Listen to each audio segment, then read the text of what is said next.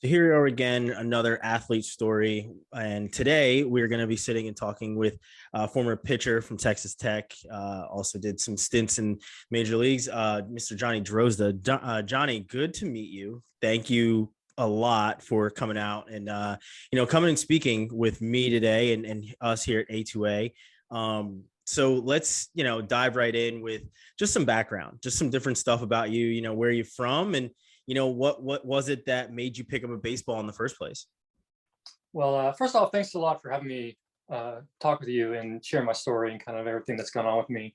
But yeah, so I started, I don't even know how young I was, but the very first thing I remember was getting into baseball is my older brother. I have three brothers. We're all 2 years apart. And my oldest, whenever he started playing baseball, I instantly just fell in love. I wanted to be like my older brother. I wanted to play baseball. And so that's what got me into it. And we kind of just snowballed into just a baseball family after that.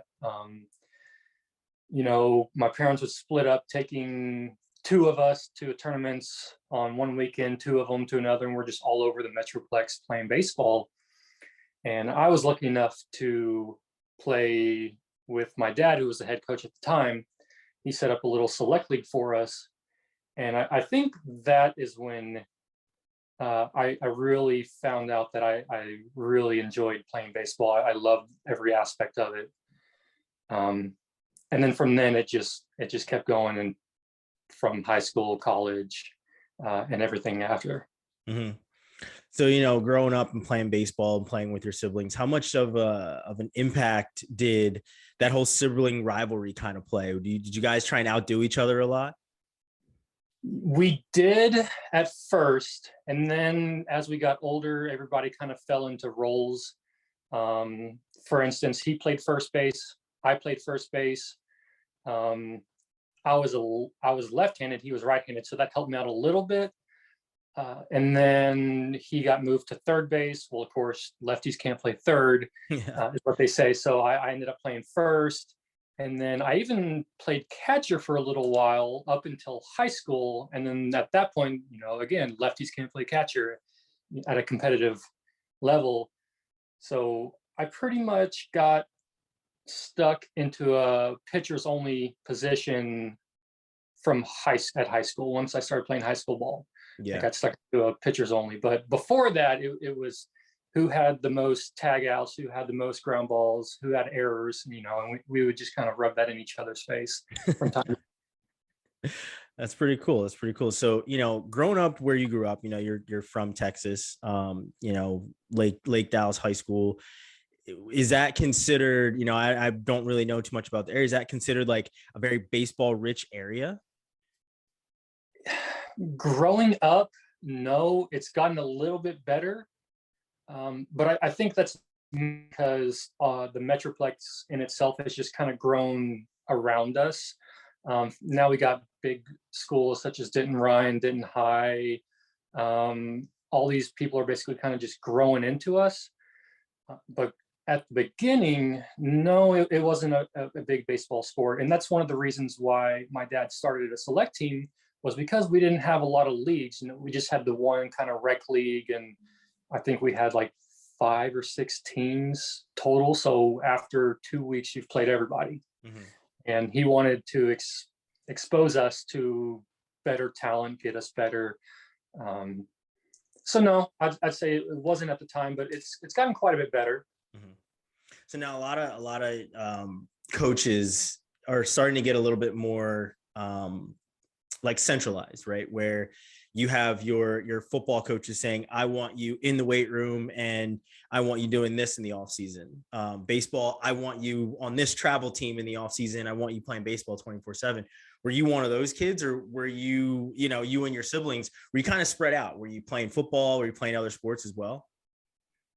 Yes, we were. And again, once we got into high school, we kind of fell into that category where coaches were like, hey, you can't play baseball, soccer, and basketball all together, because the seasons start running into each other. You start missing practices, and you kind of had to pick and choose. But then ultimately, even then, as you got into like your sophomore, junior, senior year, they pretty much shut you down on 2 or more sports. You basically had to focus on just one sport. Mm-hmm.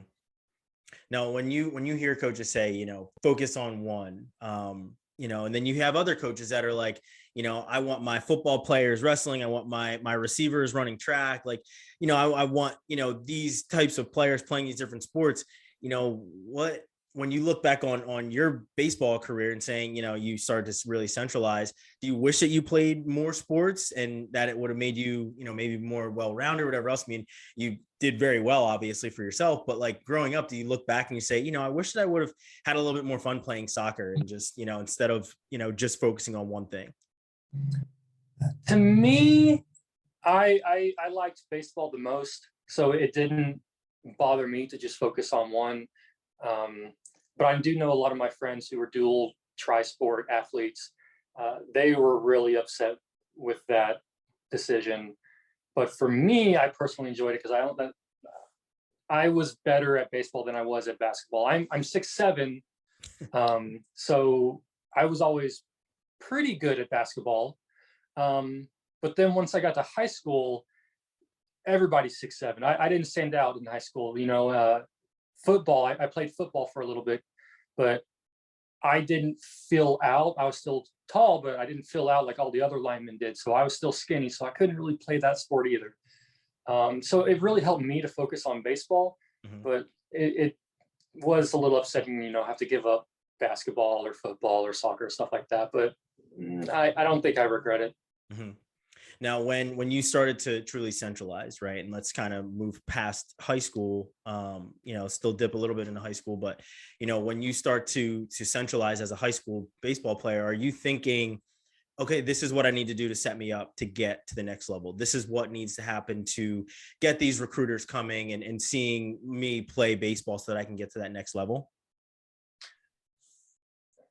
Not in that retrospect, just because I was so young at the time. I still kind of consider myself young at that point. I didn't know about scouting, trying to get people to come look. I didn't know what I needed.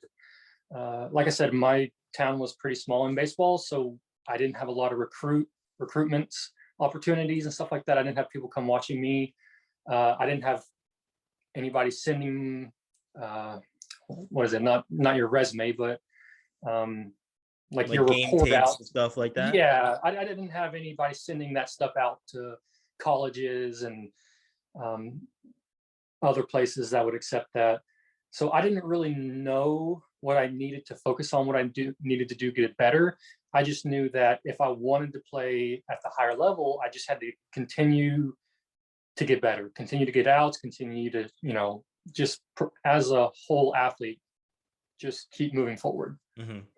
Now, once you start to get to the level where, it's time to start thinking about college, what's that recruiting process like? How many teams are calling? How many schools? How many coaches? And what's it like navigating that process as a teenager, having so many people calling and wanting your talent? So that is actually an interesting kind of little story, because whenever I first, basically the first few rounds when people are sending out all their drafts and trying to get people to commit, I was never somebody's top pick. I was never somebody's first round type thing situation. I would consider myself one of those pitchers that nobody really wanted, but that coaches needed. Like they needed somebody to come in and get ground balls, get outs in tough situations like that. So when the recruiting first started, I didn't get a single call. And it was heartbreaking to come in after all these games and see people, oh, I got a letter from UT, I got A&M and all this other stuff. And I was like, well, I'll wait my turn. And my coach kind of pulled me inside and said, hey, I know this is kind of tough on you, but just know all these players, maybe half of them are not going to commit. They're going to go someplace else. They're going to get drafted. So just hang in there and you'll get, it'll come up. And so I don't know, maybe 2 weeks went by. And at that point in my junior college, we were in our playoffs. So it was the semifinals in order to go to the Junior College World Series. And it just so happened that we were playing at Texas Tech for our regional. And I ended up pitching a complete game, like shutout, I believe. And at that point, as soon as I got off the field, I had like 17 missed calls. I had people coming in asking me like, hey, will you step outside? And that's when it kind of overwhelmed me, like, oh, wow, I did something great. Like now I can move forward in my career. Mm-hmm. So what was that decision like to go to a junior college instead of, maybe walking on somewhere and just trying to make a team? For me and a lot of other people, it was probably one of the best decisions. It really helps you transition talent level wise. Because what I've seen in the past is you get freshmen. I'm not saying this is for all people, but I've seen it a lot. These young kids will sign to like 4-year schools, and they were all-stars in high school. Well, everybody on these 4-year teams Is an all-star, is an all-star too, exactly. So you don't stand out as well. Now all of a sudden you got to start struggling again. You got to get better and quickly too, because 4-year schools, they don't typically hang on to people too long if you're not progressing. So that junior college really helps young players kind of develop into that stage where it's like, all right, now everybody here is also good. I got to find something a little bit better here. Next year I got to be even better, and then you can go to a 4-year and you're like, okay, now I'm still standing out, but not, but it helped me quite a bit. Mm-hmm. So, when you and I spoke, what was that, about a week ago when we first met, you talked about going on a recruiting trip, and you got there. I believe it was the TCU trip that you said you were taking, and you got there and you expected to get a tour and everything else. And they were just like, no, we're going to take this other guy on a tour. Can you kind of give us a little bit more of that story? Yeah. So I got a call from TCU. They wanted to do a recruitment. And I said, okay, that's fine. These are the days I basically have off. And he goes, well, what about after? Because in junior college, we had a kind of a midday game during the week. I said, well, after the midday game, I could come down. I'll be cutting it close, but because of how long of a drive it is, but I could come down. So after our game, I hauled all the way down to Fort Worth fighting traffic, and I get there and it's already like the 3rd inning. And so I didn't get to see any of the coaches, shake hands or anything, meet people before the game. And so I was just going to hang around after, wait for them to get done, go down and talk to the coaches, and then go on my tour. And so I sat around, I was watching them play A&M, and they ended up getting absolutely demolished, if I remember correctly, which in hindsight was very funny. But so after the game, I go down and I get to meet everybody, and then off my back shoulder, another kid comes up, and basically the coach is just like shut down talking to me and went straight to him. And I kind of turned around. I was like, so are we doing this tour? He goes, well, this guy flew in all the way from like California or something. I don't remember who it was, but his family's here. We're going to take him on his tour, and we'll get you another time. And I was just sitting there thinking, I drove all the way down here. Granted, no, I didn't come from California, but it's a tour. Like, you're just showing me the campus. You can't show me and show him at the same time. It doesn't really make sense. And so that left a really bad taste in my mouth. And from that point, I pretty much just considered them out of did the they running. try and contact you after that? They did try to reach out, and he did apologize at the time. But like I said, it was just something to me that wasn't right. Mm-hmm. So I said, no, thank you. Yeah.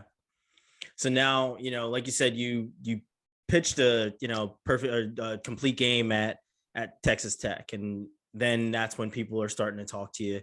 How do you ultimately end up basically staying there and going to Texas Tech? Oh, that's another kind of weird story. So right after the game, since it's already Texas Tech, I get a call from Tadlock, and he was talking to me about, I want you to come. And in the back of my mind, I was like, well, you didn't want me a couple of weeks ago at the junior college, but now all of a sudden you see what I can do. But granted, that went for everybody. So I said, yeah, I'll come take a visit. I got all these other schools that are calling me now. Kansas State. What's that? I just went blank. Down in San Marcos. Oh, Texas State. Mm-hmm. So I had all these other schools lined up to go on a visit on an official tour. And he goes, you know what? No, I'll just make the decision for you. Come in here. I'm going to call these other schools, and I'll tell them you're coming here. You don't worry about it. And then just kind of hung up, and I was speechless. I didn't know what to do. Like I've already told these people that, yes, I'd like to come on a visit. I'd like to kind of hear your speech, get a tour, and then make my decision. And after a couple of days, I'm getting all these phone calls. Hey, so what's this I hear about you committing to Tech, and why you're not going to come on this visit now? Like, I don't know what happened.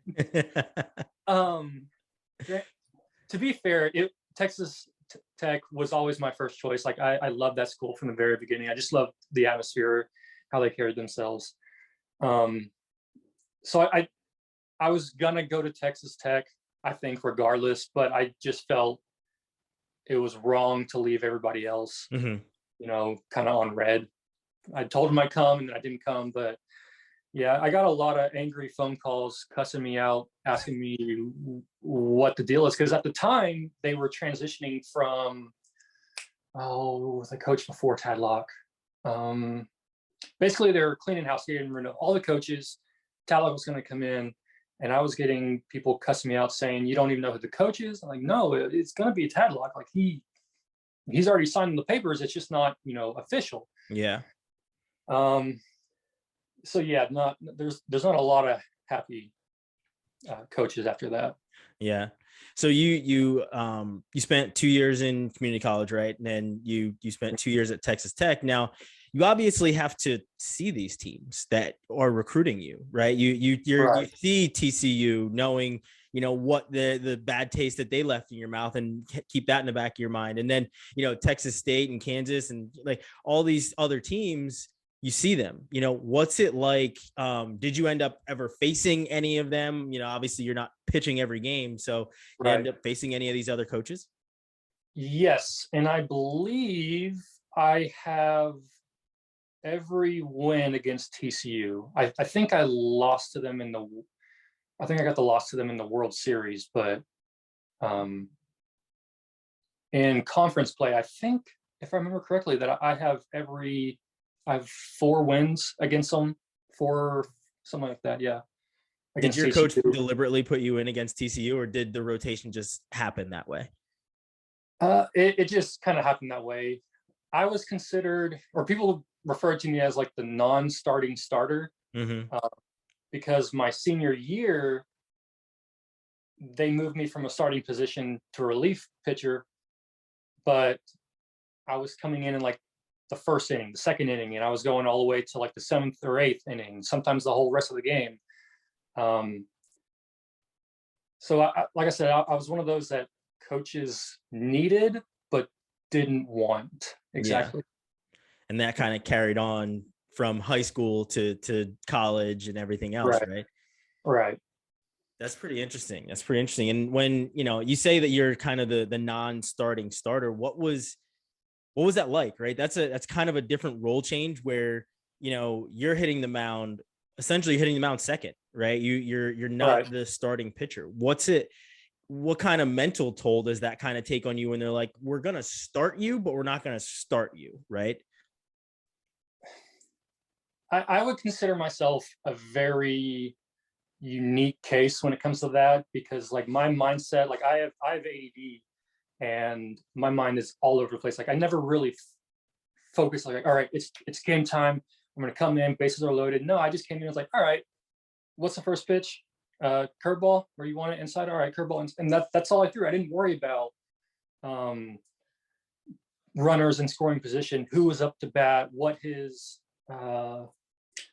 swing stats looked like. I wasn't really focused on that, which frustrated a lot of coaches.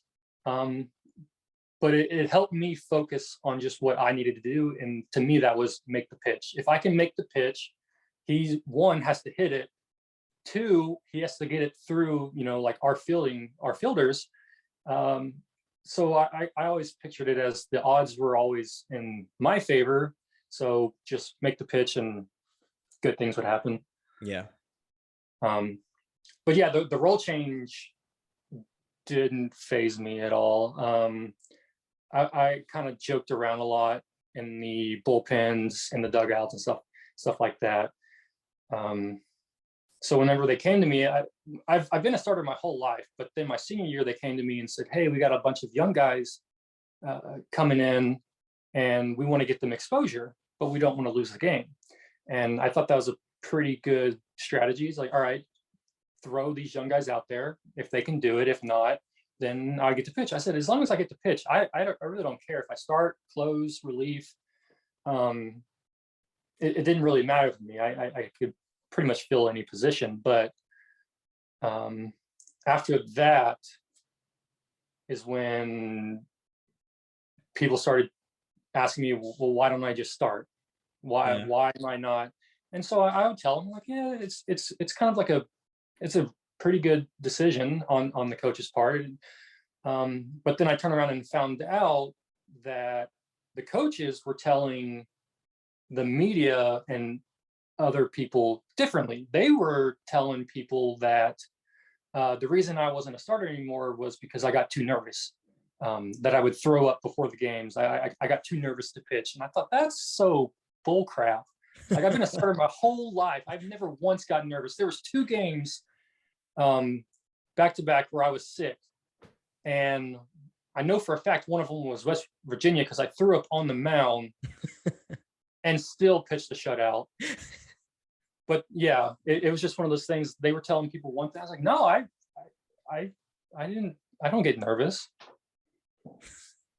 That's great. That's great. I mean, you threw up on the mound, still throw, a shutout. Is that one of the most memorable games you've had outside of obviously pitching in the College World Series? Yes, mainly because the pitching coach at that time was one of the ones that was giving me so much. He was one of the ones cussing me out on the Texas Tech decision. And I had told him, I was like, look, if I go with, he wasn't at West Virginia at the time, he was at Texas State. And I told him, I said, hey, I heard all these rumors that you're not going to be there, by the end of the season. Like, you're going to go someplace else. No, you don't need to listen to those. I'm like, all right, well, I ended up going to Tech. And then 4 months later, I see in the press that he takes the West Virginia job. I was like, great. So if I would have gone to Texas State, I'd have been down there. I would have been stuck there for 2 years with a coach, that's not even there anymore. So being to face him at West Virginia was very fun. Yeah. So now, what was it like pitching in the College World Series? As a fan, I growing up, I used to watch it and watch all the time. I'll never forget watching, I believe it was Houston Street pitching for UT in the College World Series. That's when I was like playing baseball more than I was playing football at that point. And I loved watching the College World Series. But what's that experience like, being on the mound, ball in your hand, College World Series in Omaha? Oh, it's one of the best feelings in the world for an athlete, especially it's weird how kind of the universe works out, because I've always dreamed, like growing up, my dream was to be the pitcher that got the last out to go to the World Series. Like, I always loved that dog pile. Like, I also wanted to be the pitcher in the World Series that won. And so when we went to the World Series and I got to get that last out, that was one of my dreams come true. Just to be able to go to the World Series. And then on top of that, actually being there in the stadium, I think that place holds like 30,000, 40,000 people, which I guess in today's standards, like today's ballparks, isn't that much, but coming from Texas Tech, where people at the time didn't really care too much, we'd get maybe 2,000 people or something, 5,000 people, something like that. And all of a sudden it's just loaded. It was amazing. I loved it. Now, what do you remember about that game? Is there a specific pitch? Is there a specific situation, that you either got out of, got into, that will always kind of like stick in your mind? So I remember the last game that we had, I was in the bullpen warming up, and I think it was Anthony hit an absolute missile to right field. And I was standing right where this ball's coming, and I think it hit the very top of the fence. And I was standing like 2 feet from the fence, and I was thinking, you know what, I'm going to catch this ball just to like throw it back and make fun of Anthony at the time. Who's this? Anthony who? Oh my God, am I that old? I can't remember the last names now. Anthony Davis? Yeah. This is one of your teammates. Yes, he's one of our teammates. Man, I feel awful. I can't remember last names. I just remember always. I remember calling everybody by a single name. Yeah. Anyway, I'm glad I didn't, because if I would have reached over and caught that ball, it would have been a total mess. Yeah. But then I came in, and I think I got that was my first loss my senior year, was at the World Series. We had a couple ground balls, some overthrows, and then it just like snowballed, and at that point you couldn't stop it. Yeah. Man, that's interesting. That's really interesting. So now, while you're in college, what's the, let's kind of bring academics into it. What's the day-to-day look like? Where, are you waking up at 6 a.m., working with a pitching coach, going to class? Like, what's your day-to-day look like? For the professionally, or? When you were at Texas Tech. At Texas Tech? Okay. Yeah, so we would have early morning conditioning. So we wake up at 4:30, get there at 5, start running our butts off, basically puke your guts. And then have to go to class, which was miserable after you just spent the last hour and a half running. But they kept us on track. I think baseball actually helped me get through college. I was never the best at academics. I always did good, but never the best. And they make you got to have a certain GPA in order to play. You got to attend every single class. They have class checkers that go by. So it actually ended up helping me out playing a sport and going to class. Because if I was just a normal student and I didn't have to go to that 7 a.m. or 8 a.m., class, I don't think I would have gone through. I don't think I would have graduated. Yeah. Now you, another one of those, the notes that you kind of talked about when we met was, when you got to a certain point, you realized that you had a major, but you didn't really have a major. They kind of had to Frankenstein kind of a degree together for you. What was that situation? The junior college debacle. Yes. So whenever I went to junior college, I had everybody tell me, it's a great choice because baseball wise, it sets you up. Academic wise, it's cheaper. You can take care of all your basics, get your math, science, reading, or whatever, all out of the way. And then once you get to a 4-year, you can really focus on what you want as a major.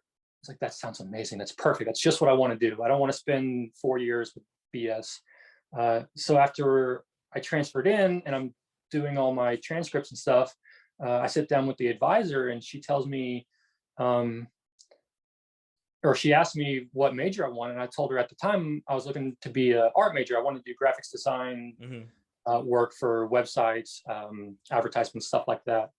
And she goes, well, you'll have to take another 1.5 to 2 years. And I said, I don't understand. What do you mean? She goes, she said, well,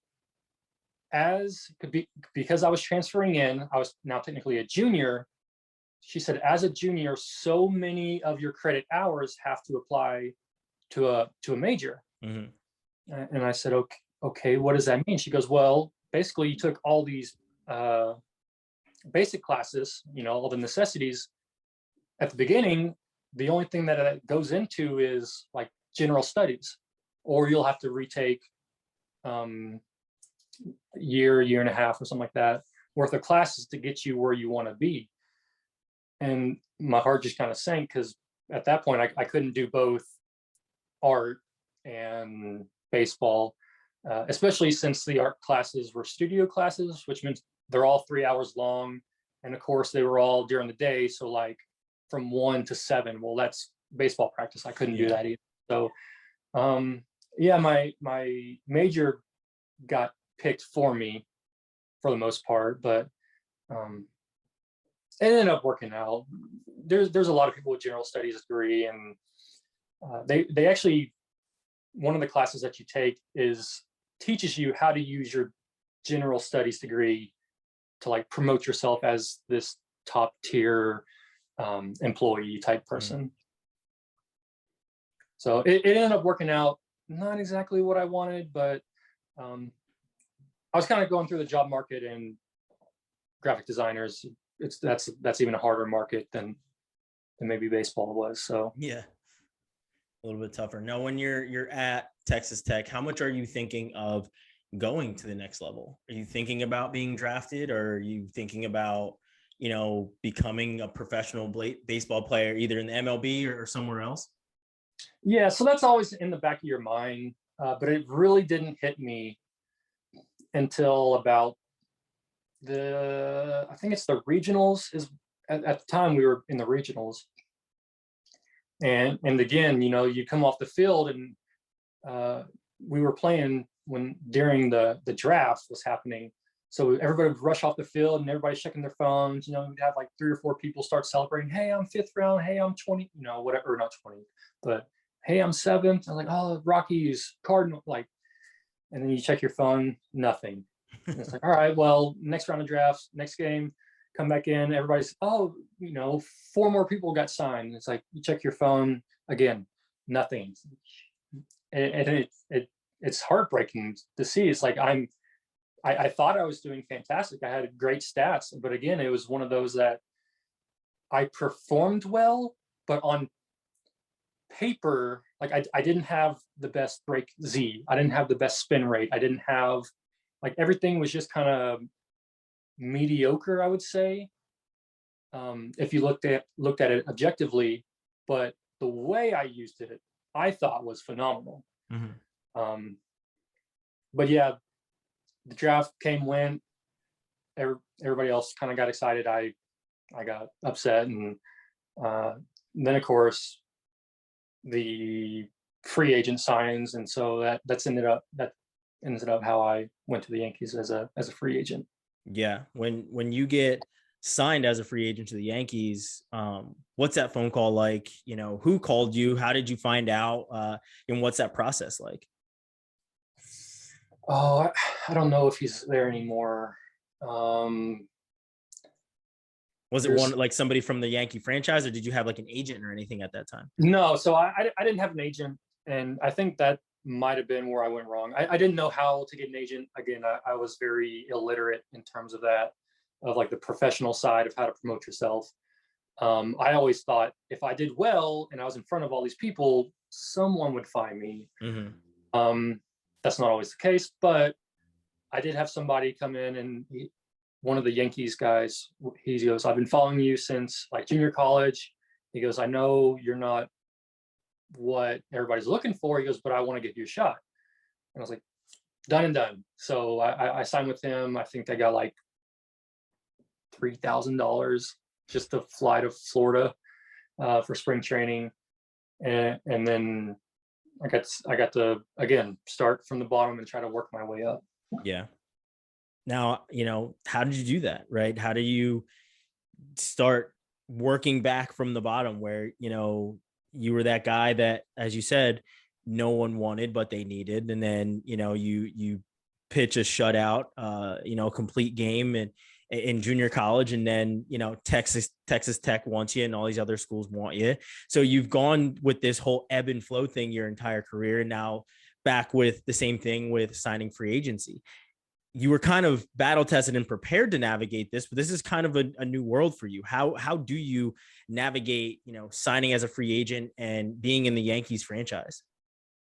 I would say you have to be especially mentally tough for that, because at that point it becomes it's more business and kind of political more than anything. When our first meeting, they would sit us down and talk about, you may not be the best, but as long as you have great stats, you will move up. They always promoted that, and they gave you a long list of people. Look at this guy in the majors. He throws 87. You don't have to throw hard. He's in the majors. And it's like, oh, so it gets really inspiring. And it makes you want to work hard. And then you go out there and you perform and you do well. And then you see like some 18-year-old Dominican who throws 97 to the back, and he's going up to Double A. And you're like, well, why is he going? And then the same thing, like you'll see somebody else get pulled, and it wears on you really hard. There's a lot of times that I wanted to quit, and I'd call my parents, saying, hey, I'm done. This is over. Like, I can't put up with it anymore. Every day, you wake up at 4, you go to work out, do all your conditioning, you try to perform your best, you do really well, and then somebody else gets pulled up, and day after day it's like that. It's like, well, maybe next week, they're going to move. Your time will come, and it just never came. And you got to be tough once you get to there. If you are not one of their top picks, you better be tough. Yeah. Now you navigated that space for quite some time, right? You were with the Yankees, and I believe you were also with the Twins, and so you were with a bunch of different clubs. So speaking of mentally tough, as you're moving around from team to team, what kind of toll is this taking on you mentally? From team to team, I would say it was actually a little bit uplifting, because, okay, in my mind, it's a fresh new start. These people don't know too much about me. Like, maybe they run their organization a little bit different. Let's see if I can, work my way up here. Maybe they'll recognize outcome as opposed to like analytics. I guess I'd say, because again, I didn't have like the best stuff paper wise, but I always had success. So maybe they would do it, and then again, it just same cycle over and over again. It varied degrees from team to team. So like I think for me, the Twins were probably the most forgiving in terms of talent to like coachability wise. Like, if you were coachable Twins, they would give you a shot, but even still, there's only so much you can do before it's like, all right, well, now we still got to go with our first round pick. And I was like, all right, I get it, but yeah, it definitely wears on you. Yeah. Now, like you said, you played for a bunch of teams. What types of memories do you have playing for these different ball clubs that really stuck with you? I would say the best memories I had, even though it was probably the worst overall time, was with the Yankees. My first outing, like my first professional debut, I threw the very last. I closed for, I think it was the Reds. We were playing the Reds at the time, but I got 3 strikeouts on 9 changeups. And I had coaches pulling up to me like, why in the world would you throw 9 changeups in a row to 3 batters as your first? And I'm like, that's what I do. I'm very unconventional. I said, and it worked. And they were kind of mind boggled by that, but that didn't really help out in the long run. It just kind of tickled me watching all these coaches swarm me, asking me what the heck was that. The other thing was, I got to strike out Aaron Judge. That was really fun. And then he kind of cussed me out for not throwing him a fastball. Well, I've seen what you can do with the fastball. Like, why in the world would I don't even throw that fast, like anyway. So that was fun. Was this in like a practice type thing? Yeah, so it was in one of the scrimmages, and I think he was doing some rehab work, but he came out and, all the coaches swarmed behind him watching him play. And I think I threw him like 2 curveballs and a changeup, and he started cussing, not really like hard cussing, but like talking crap, asking me why I don't throw a changeup or why I don't throw a fastball. I'm like, it's not even my best pitch. Any other big names that you've ever gone up against that you really remember? I think he was the only big one that I went up against. Like I've sat in the bullpen or I played catch with CC Sabathia. That was really fun. But I think that was it. Yeah. It's pretty interesting. Now, when you get to a point where, all of us get to as athletes, where you're like, okay, no more, it's done, I'm done playing.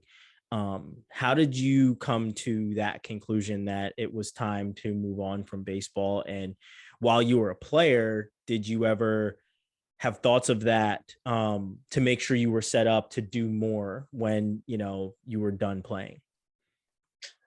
So it kind of, in a way, got chosen for me. I ended up actually getting hurt my lower back. At the time, they told me it was a high hamstring tear. So I did all this rehab work, and it never got better. And I started, my performance just kept going down and down. And then they finally just cut me. And I was thinking, well, you know what? My back is still hurt, so I'm going to go get it checked out. And it turns out I had bone fragments, bone spurs, herniated disc, like all these things were messed up in my lower back.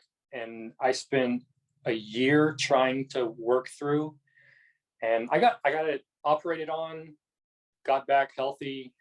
And I was thinking, okay, maybe I'll give baseball one more shot now that I'm healthy. And then I started setting in thinking, what if I hurt my back again? The back is very delicate. And I started panicking, thinking if I hurt it again, I'll never be able to walk. Because whenever I first hurt it, it was to the point where I couldn't lay down. It hurt to sit, it hurt to lay down. I would strap a back brace on and kind of just lean up in the corner of my hotel room, and that's how I slept for like 4 days until I got to the point where I could, sit down on the bus or something. So at that point, it was more about, is it worth it, or do I try to go and try to get back into the baseball? Like, how much do I love the sport? Am I willing to risk basically the rest of my future for an opportunity at baseball? And I ended up choosing, the rest of my life. Yeah.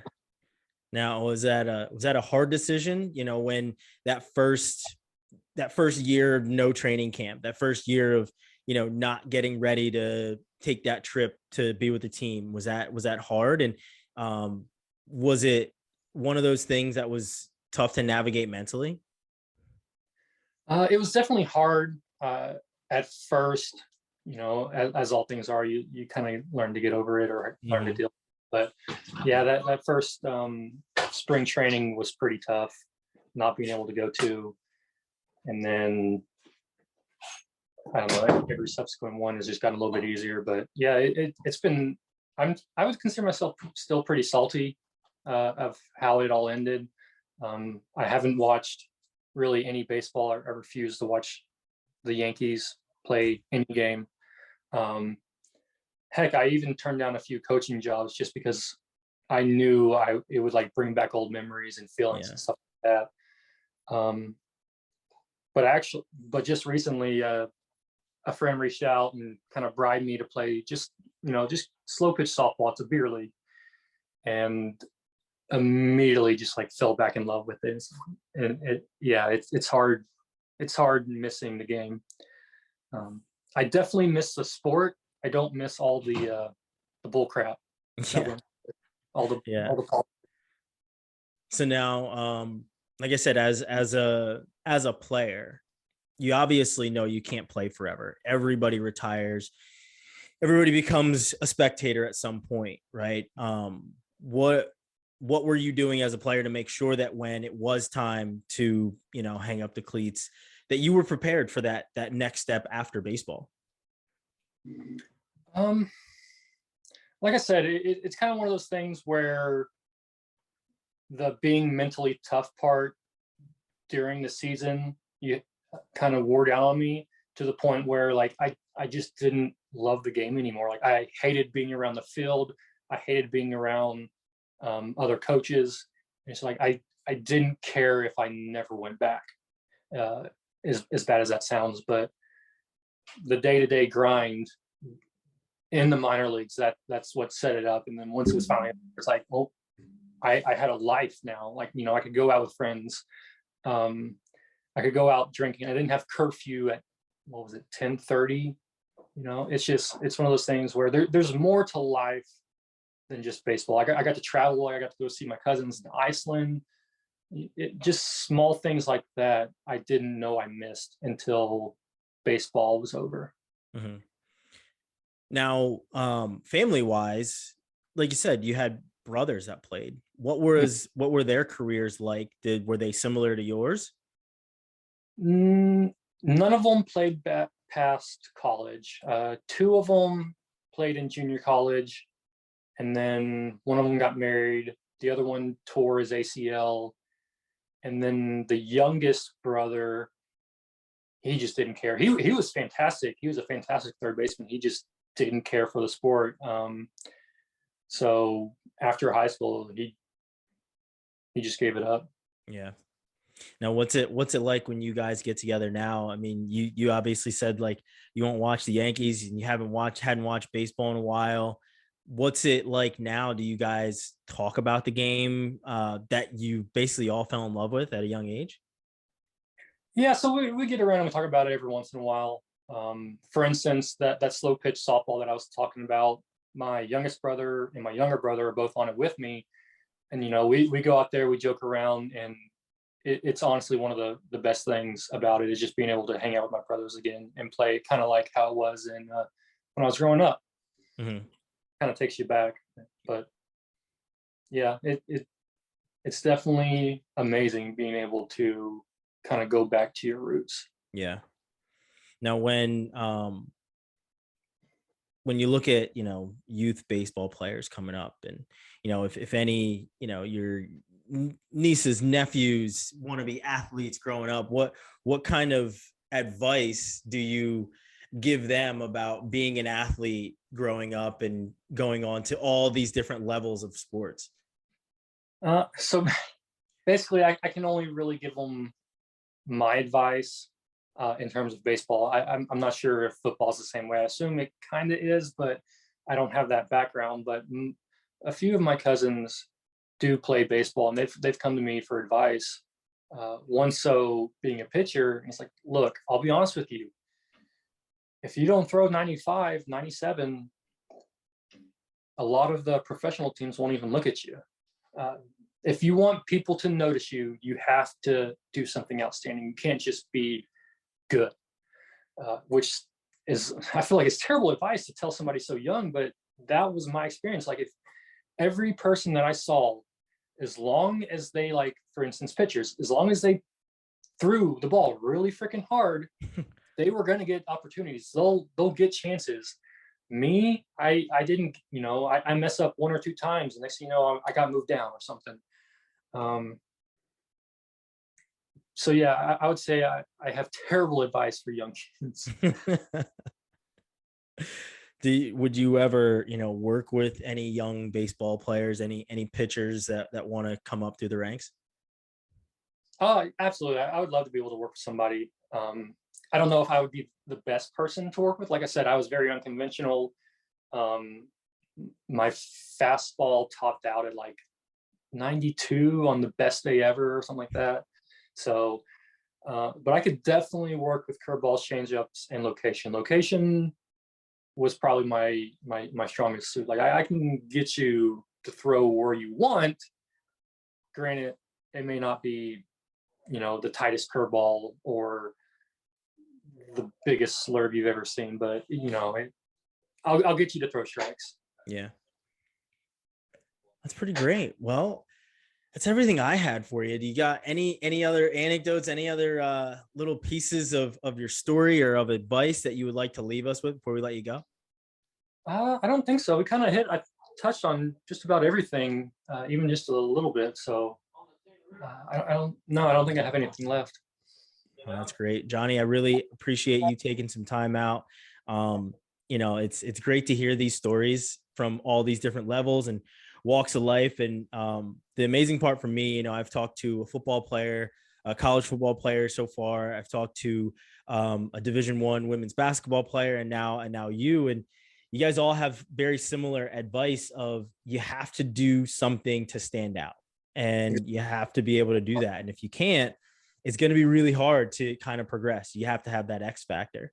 So it's really interesting to see these different perspectives overlap. And again, like I said, I really appreciate you taking the time out. I'm gonna let you go, and we'll be definitely talking to you soon. I don't want this to be the last time that we catch up with you. So maybe in the future we hop back on and do this again. Yeah, absolutely. Again, thanks for having me, and it's great being able to talk to you and share you with and everybody else who's listening, kind of my story. So I appreciate it. Thank you. Thanks a lot.